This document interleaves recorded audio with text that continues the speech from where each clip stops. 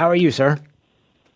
I'm doing good, Drew. You okay? Yeah, I'm fine. It's just I had a little slip of the tongue, and so it happens every once in a while to some of us. Not everybody, but for me, every once in a while that happens. But Come on, man. Come on, man. You know the thing. Wait a minute. Since when did you become Joe Biden? What is it? Is that your? Stop! Don't do that. Well, you just did. Get me in trouble. Well, wait a second. You just did a Biden impersonation. That's exactly what that is. Come on, man. That's what you just did.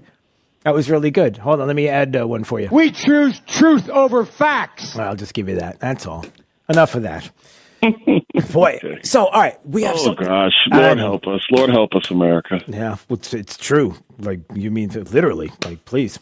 All right. So, a couple of things that are going on. I'm kind of pumped to see how everything's going to go down today in the Bronx. I mean, I anticipate things happening today with the president's visit that people aren't ready for. And that being a lot of people showing up, excitement, and it's something we've talked about. I've talked about many times on the show, and you do it well, which is, look, you got to go sometimes to to places where people do not expect you to go. And not just that, but to not take anything for granted. A lot of people in New York who've watched the city crumble over the last couple of years. Andrew Cuomo, Kathy Hochul, Bill de Blasio, Eric Adams, they've all led that decline. And then they all pay lip service every single time trying to blame everybody else, but nothing changes. And so, probably the worst thing the Democrats could have ever done was force Donald Trump to actually be in New York for an extended period of time, because now he's like, well, you know what? Shoot, let's see what's here. Let's campaign. Let's get after it. And so, I'm going to be in the Bronx. It's going to be exciting. And I think now, too, just where the country is, voters are tired, man. People are tired. You got this man who has marbles in his mouth, who forgets what he's saying. He's the leader of our country, and everything has gone wrong. And I think people now fully see the disaster of the Democrat agenda, and they just don't want it. Yeah. Now, for us as a Republican, the job for us is to present an alternative and demonstrate that we actually have ideas, goals, solutions, and really a vision that's appealing to everybody. And the execution, if you win, is also critical. And, on the Hill, a lot of conversations now is about really next Congress. What does this look like? What are we going to try to do and accomplish? And what I'm trying to help, the members get their minds set on is, look, you got 6 months to really get this stuff through Congress. So we can't play games. We can't have guys arguing about this word or that word. We have to work on this language, work on the ideas now, get it ready, and hit the ground running and execute. And if you can get it accomplished, then you have something that you can sit back and demonstrate to the American people. Look at what we did. This is why you elected us, and we're going to make sure we do more. That helps you in the midterm elections. If you do what typically happens up here, where a lot of time is wasted, you have an argument, something doesn't pan out, you get four guys who are like, oh, well, I can't support that because of blah, blah, blah. That's how stuff gets lost in the mush, and people get frustrated again. Yeah. Our Congressman Byron Donald is joining us on Daybreak, 92.5 Fox News, our Thursday visit. We always appreciate a few minutes with him. Certainly, I have to ask you about this because, to me, this is such a huge deal. I don't know what people on Capitol Hill say about this or think about this, but to the point of how things have to change. To me, what Julie Kelly and others were able to discover with some of what took place during the Mar-a-Lago raid and the FBI and basically saying, listen, the way it's been described as nothing to see here. It's standard paperwork. It happens all the time where you will enter into a space and there will be orders to, use deadly force. And I'm sorry, but when you have using deadly force when necessary and knowing that on Capitol Hill recently, I'm trying to remember which senator it was that was calling out Merrick Garland in the past about his involvement and what he knew about that and directing this whole the raid, knowing full well that the agents themselves didn't want to do it. Like pretty much they were out. Like they didn't want any part of what took place.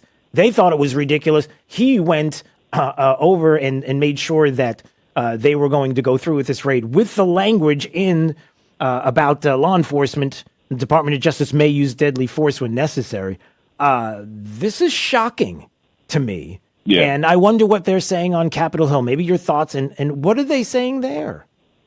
On the Hill, we're shaking. This is one of all the things, but this is a major one of our, not even our frustrations with Merrick Garland at this point. It's hard to describe this one, Drew, because we're past being stunned. We're now like, this guy's the worst. He's just as bad as Tony Blinken. We're really glad he's not on the Supreme Court because he is the ultimate hack. Right.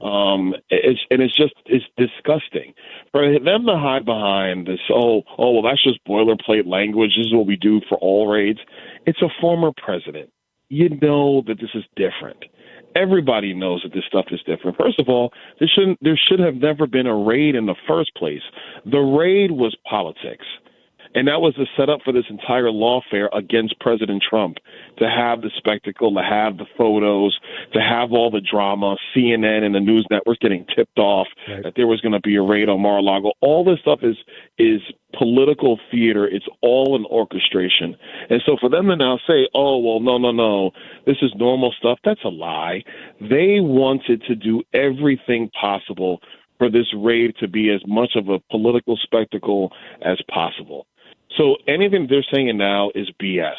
And this is one of the main reasons. This is not the only reason, but we're going to hold Merrick Garland in contempt next week. Looks like that's when the vote's coming on the House. The week we come back, that's looking like when it's going to happen on the House floor. And he should be held in contempt for multiple reasons. This is just one of them. This guy literally is the bag man for Joe Biden, because it's him, it's Lisa Monaco, the number 2 over at the Department of Justice. It's the White House counsel. Obviously, Colangelo left, and now he's over in New York. I don't know what the heck that guy's doing being a frontline prosecutor. These people are disgusting. And so when I travel the country now, we talk about all of Joe Biden's failures, and there's plenty. It's also the Merrick Garlands, the Jake Sullivans, the Tony Blinkens. These people are the ones who are destroying our institutions for politics and for power and for a crazy agenda that doesn't even work in the first place. Yeah, and a couple of things. Number one, all the names that you mentioned, let's not forget how deep those roots are. They go back to Obama. And when people say Obama 2.0, that's why you say it, because these are the same players. They just move them over again. So that exists.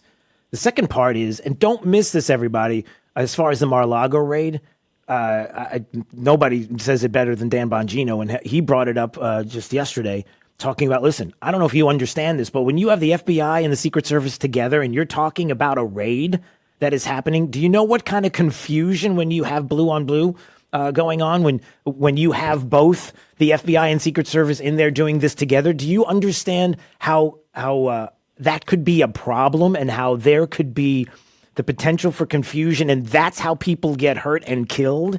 And so don't make this sound like this is normal procedure. There are inherent dangers in doing this, and they did it. And it's Merrick Garland who made sure it happened, even when there were FBI agents that was like, no, we don't have to do this. They did it anyway. There's no need. First, let's go back to the beginning, Drew. First of all, Dan Bongino is exactly right. There was no need to do this because, yes, Secret Service is charged with protecting the president and former presidents. That is their mandate. That is their charge. But also, they can easily coordinate with other law enforcement agencies.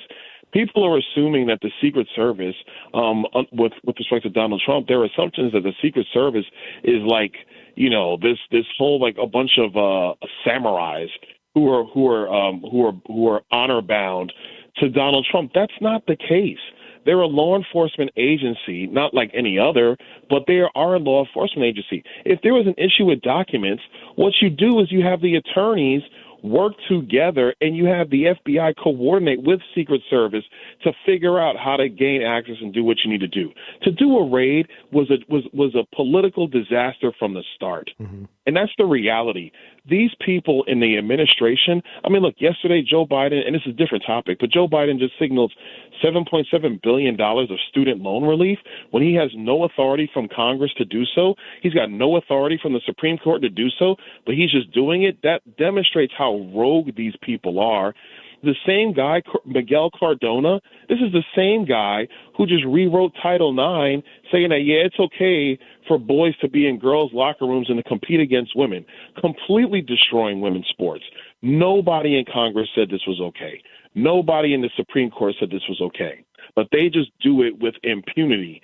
And they expect, and frankly, what they expect is that nobody's going to, A, call them on it, B, challenge them on it, or C, hold them accountable. Right. So this is why Merrick Garland's going to be held in contempt. And that's why these court cases, as ridiculous as they are, need to be defeated.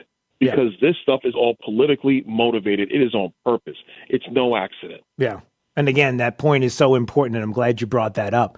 You know, they do this, and then the anticipation is that even if there were pushback or somebody were to overturn this or Trump were to come in and stop these orders or someone were to do any kind of pushback, then it's them turning around and saying, see what they want to take away from you? See what they want to do? It's kind of like the border setup, which is, I know I wanted to talk about a couple of other things and I'm looking at the time, but this drives me crazy too when it comes to what is happening along our southern border, and again, wide open and everything that is going on. And Alejandro Mayorkas saying, oh yeah, there's no doubt, as he was on with Cavuto the other day, saying, that we have a high threat level in this country, just like we do across the globe. There's a if there's a high threat level, what are we doing with an open border? I mean, what are we doing allowing all of these people in the country if you really mean it?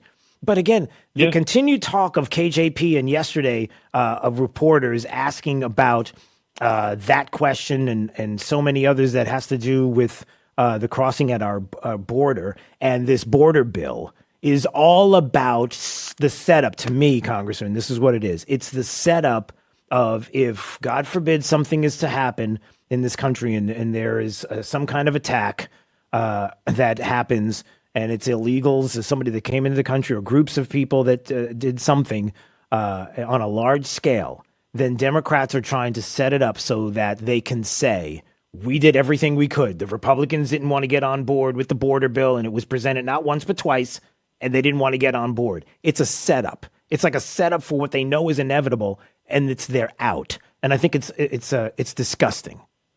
No, it's very disgusting because look, we passed HR 2 a year ago now. It's been a year, Drew, since we passed HR 2. That's been sitting over there waiting for the Senate to take it. The Senate doesn't even want to negotiate on the merits of HR 2, and we actually passed the border bill.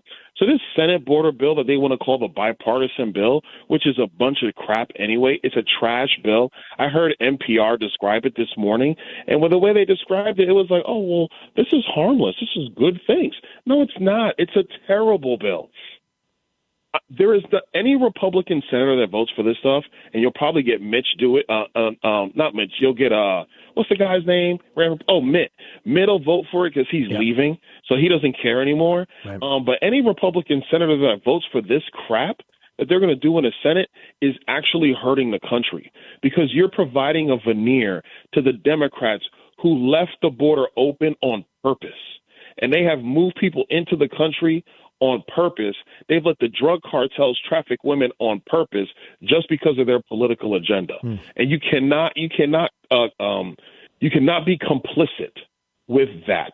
Yeah. So if the Senate, which really wants to do something on the border, which they don't want to do, then you negotiate over HR 2, which was passed a year ago. Right. Other than that, we have nothing to say. And Speaker Johnson is right. That bill's dead on arrival. Don't even send it to us. Right. Because actually, if I'm the Speaker, what I do is I receive that message from the Senate, I gut the package, I put HR 2 in it, and I send it right back to the Senate.